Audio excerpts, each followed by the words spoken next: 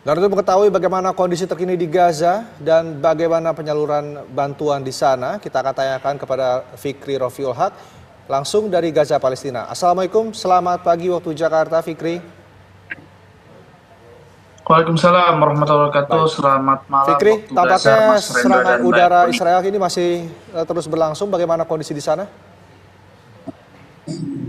Ya, Waalaikumsalam warahmatullahi wabarakatuh. Selamat malam waktu Gaza, Mas Rendra dan Mbak Uni. Memang sampai detik ini pihak Israel tidak henti melancarkan serangan mereka ke jalur Gaza dan mereka benar-benar saat ini menyerang kota Rafah seperti yang mereka janjikan ya. Dan juga sebenarnya ini mereka saat itu sejak awal menjanjikan kota Rafah ini yang ada di Gaza Selatan ini adalah tempat yang relatif aman untuk warga yang mengungsi, baik dari Gaza Utara mereka usir untuk menuju ke Gaza Selatan ya, dari Gaza Tengah mereka usir juga ataupun dari Gaza City, dan dari kota Khan Yunis pun mereka sempat menyebarkan secarik kertas-kertas yang disebarluaskan ke pengungsian-pengungsian yang menunjukkan bahwa mereka ingin mengusir warga yang ada di kota Khan Yunis pun ikut serta mengevakuasi diri mereka ke Gaza Selatan, tepatnya ada di kota Rafah. Namun pada hari ini ya, saat ini sudah terjadi pembantaian yang begitu besar sekali oleh pihak Zionis Israel yang dilakukan oleh mereka yang ada di kota Rafah. Bahkan dari update Kementerian Kesehatan Palestina, dalam 24 jam terakhir aja terdapat 100 lebih warga yang syahid ataupun meninggal, dan lebih dari 200 lainnya mengalami luka-luka. Sehingga dari total korban jiwa dari 7 Oktober lalu sampai saat ini dari Kementerian Kesehatan Palestina terdapat 28.340 warga yang meninggal. Di antara mereka terdapat lagi-lagi kebanyakan mayoritas mereka adalah anak-anak dan perempuan.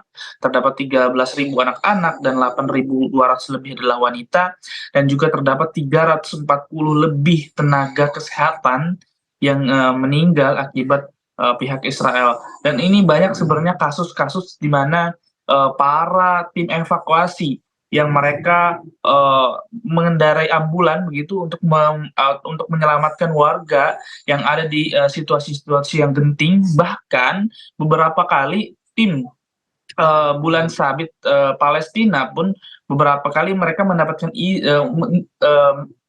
mereka meminta izin terhadap Israel untuk menyelamatkan warga yang terjebak di kondisi peperangan. Namun ya, pada contohnya kasus kemarin saja, pada penyelamatan seorang anak gadis namanya Hin yang berusia 6 tahun pun uh, apa namanya mobil ambulan pun diserbu dibom oleh mereka, sehingga mengakibatkan 2 tim medis yang meninggal serta seorang anak kecil ya perempuan, serta 5 anggota keluarganya yang ditemukan meninggal sejak 12 hari mereka kehilangan kontak. Dan juga sampai saat ini juga rumah sakit menjadi tempat yang sangat tidak begitu aman, di mana Rumah Sakit Nasir sampai saat ini masih menjadi pengepungan oleh tentara serangan darat pihak Zionis Israel, dan banyak sekali sniper-sniper yang membunuh warga-warga yang ada di sekitar rumah sakit tersebut ya. Dan tak lupa juga terdapat 124 lebih wartawan yang meninggal, dan korban luka-luka juga sudah mencapai angka 67.984. Dan sekali lagi masih terdapat 7.000 warga yang menghilang, yang belum bisa ditemukan oleh tim medis. Sekali lagi seperti yang saya ceritakan bahwa tim medis ini benar-benar sangat sulit mereka melakukan tugas mereka, melakukan evakuasi ataupun penyelamatan darurat yang bersifatnya darurat, karena tim medis ini menjadi target juga oleh pesawat jet tempur milik Israel. Dan sekali lagi kota Rafah ini ya, dari Kemenkes Palestina ya, bahwa ada 1,4 juta warga yang ada di kota Rafah saja yang ada di Gaza Selatan, yang mereka tidak menentu ya, mereka tidak mendapatkan tempat yang aman begitu, karena saat ini kota Rafah menjadi target serangan Israel. Sehingga mereka ketika beberapa hari lalu saya pergi ke Gaza Tengah begitu melalui jalur laut, karena lumayan cukup aman.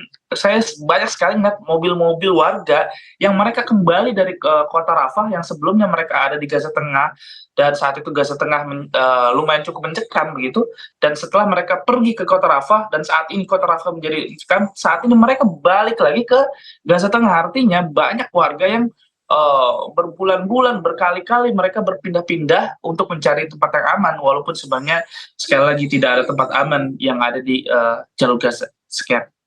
Baik, Fikri, kami mendapatkan informasi bahwa sebelumnya Perdana Menteri Israel Benjamin Netanyahu ini berencana untuk mengevakuasi ratusan ribu warga Palestina dari Rafah sebelum serangan darat dilakukan. Apakah itu memang benar terjadi? Memang benar ada peringatan ataupun rencana evakuasi? Ya, sekali lagi peringatan-peringatan itu bersifat hanya seperti mereka menyebarluaskan secari kertas-kertas yang luncurkan oleh pihak dari udara begitu, dari pesawat-pesawat ataupun helikopter-helikopter yang dimiliki oleh pihak Israel, ataupun mereka memperingati melalui jejar telepon begitu, dengan pesan daruratnya, ataupun mereka biasa juga menelpon dengan rekaman suara begitu, mengancam warga yang untuk mereka berpindah-pindah, ya mereka memperingatkan juga. Namun untuk kali ini saya belum mendengar apakah ada peringatan yang ada untuk masyarakat yang ada di kota Rafah untuk segera mereka mengevakuasi. Namun memang peringatan-peringatan itu sebenarnya seringkali dilakukan oleh pihak Israel, tapi dengan batas waktu yang tidak memungkinkan. Misalnya batas waktu hanya beberapa jam saja, warga harus segera mengevakuasi, sedangkan mereka ketika melakukan evakuasi mereka bingung sekali mencari jalan yang aman. Ya, sampai saat ini tidak ada jalan aman untuk mereka melakukan evakuasi begitu. Karena ketika mereka melakukan evakuasi, mereka pun selalu membom warga yang mereka melakukan evakuasi, dan ketika warga yang bertahan, ya, yang tidak ingin mengevakuasi diri mereka, artinya mereka tetap ingin kekeh untuk stay di rumah mereka untuk mempertahankan tanah air mereka tentunya, karena sekali lagi ini adalah tanah milik masyarakat Palestina begitu.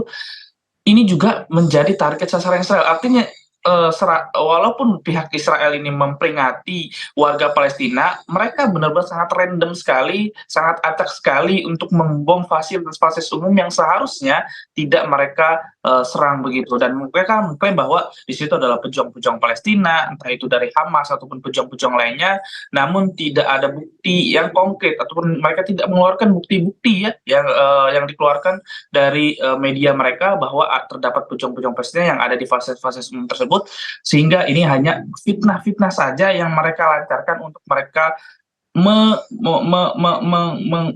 memberikan untuk menyerang atau membenarkan fitnah mereka untuk menyerang fasilitas umum yang ada di seluruh jalur Gaza. Terakhir kami ingin mengupdate informasi mengenai bantuan dari Indonesia yang mungkin saat ini masih berada di Mesir. Ini apakah perbatasan untuk bantuan sudah bisa untuk diakses untuk masuk ke Gaza? Ya, sekali lagi bantuan-bantuan juga masih sangat sulit sekali masuk ke jalur Gaza. Memang kami juga saat ini benar-benar tidak bisa bebas bergerak ya, terutama ke kota Rafah itu sendiri, di mana sekali lagi kota Rafah ini menjadi target sasaran utama untuk saat ini, karena Perdana Menteri Benjamin Netanyahu mengatakan bahwa mereka akan segera melakukan invasi darat mereka ke kota Rafah begitu.